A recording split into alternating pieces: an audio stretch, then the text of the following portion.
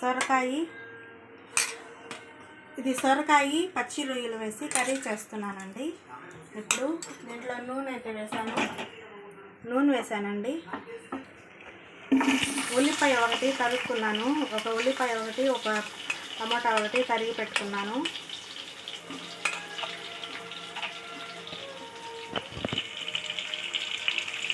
టమాటా కూడా వేసేసుకున్నాను.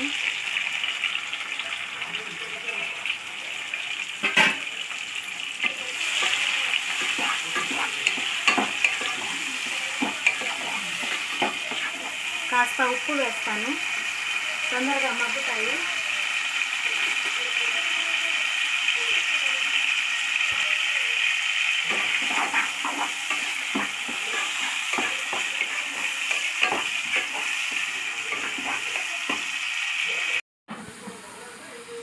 ఉల్లిపాయ, ఒక చిన్న టమోటా మిక్సీ పట్టేస్తాను, పేస్ట్ చేసేస్తానండి. దాంట్లో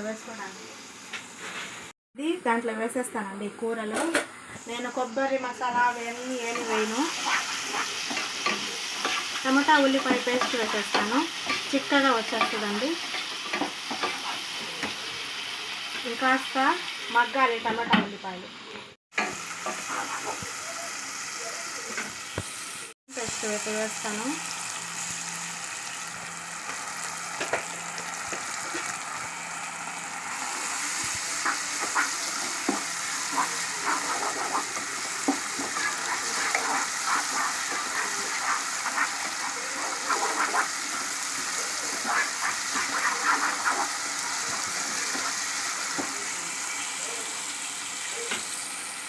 అల్లం పేస్ట్ బాగా నూనెలో మగ్గాలి.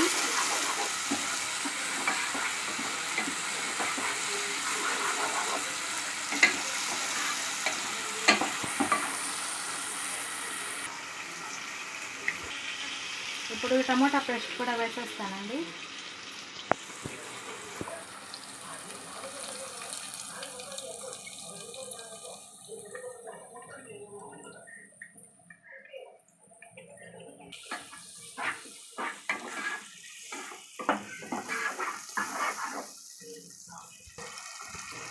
హాఫ్ స్పూన్ పసుపు, 2 స్పూన్లు కారం వేసాను,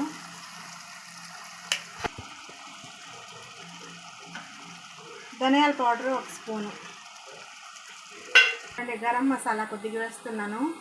తర్వాత ఉడికేటప్పుడు మళ్ళీ వేస్తాను కొద్దిగా.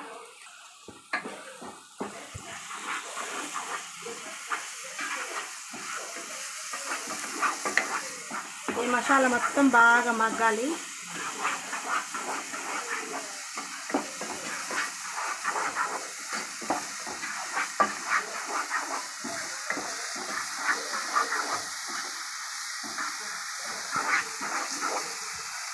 ఒక 5 నిమిషాలు మూత పెట్టేస్తానండి, సిమ్లో పెట్టేసి మూత పెట్టేస్తానండి.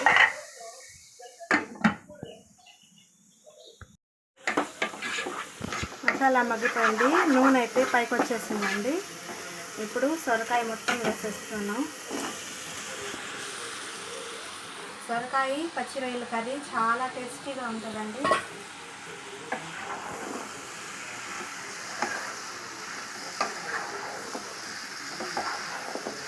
దీంట్లో నీళ్ళు ఊరుతాయండి, నీళ్ళు ఉంటాయి. నేనైతే ఇప్పుడు నీళ్ళు వేయను, సిమ్లో పెట్టేస్తాను. దీంట్లోనే వస్తాయండి నీళ్ళు. ఉప్పు అయితే వేస్తాను, తర్వాత చూసుకొని వేసుకున్నాము.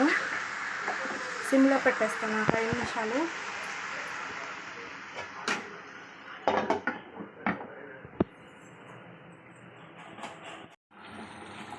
చూడండి ఎన్ని నీళ్ళు వచ్చాయో. నేను నీళ్ళు వేయలేదు, ఎన్ని నీళ్ళు వచ్చేసాయో చూడండి. ఇంకొంచెం మగ్గాలండి ఇవి. సొరకాయ మొత్తం మగ్గాలి, మెత్తగా మగ్గాలి. మగ్గిన తర్వాత రొయ్యలు వేసుకున్నాము, పచ్చి రొయ్యలు.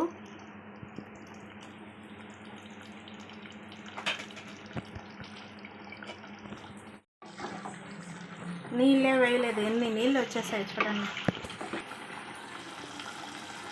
ఇప్పుడు రొయ్యలు వేసేసుకున్నాము, పచ్చి రొయ్యలు.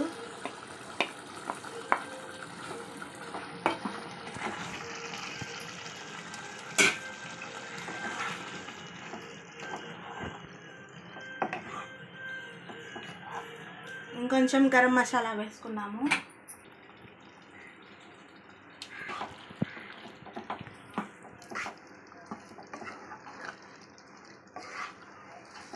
ఇలా ఒకసారి బాగా కలుపుకొని సిమ్లో పెట్టేసుకున్నాము. ఒక 5 నిమిషాలు ఉడికిన తర్వాత కొత్తిమీర వేసేసుకున్నాము. వేసేసి దింపేసుకోవడమే. సొరకాయ పచ్చి రొయ్యల కర్రీ రెడీ అయిపోద్ది. చాలా టేస్టీగా ఉంటుంది. మా ఛానల్ని అయితే సబ్స్క్రైబ్ చేసుకోండి, లైక్ చేయండి, షేర్ చేయండి. ఎవరైనా చూడని వాళ్ళైతే చూడండి, చూసి సబ్స్క్రైబ్ చేసుకోండి.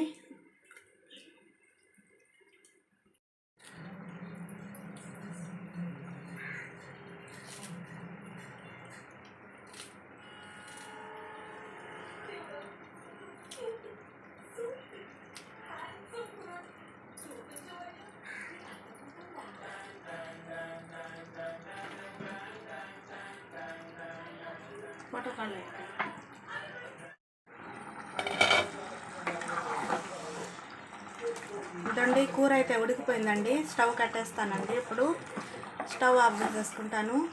అంతేనండి, రొయ్యలు పచ్చి రొయ్యలు సొరకాయ కర్రీ చాలా బాగుంటుంది. చేసుకోండి, ట్రై చేయండి. Stove off చేసేస్తానండి.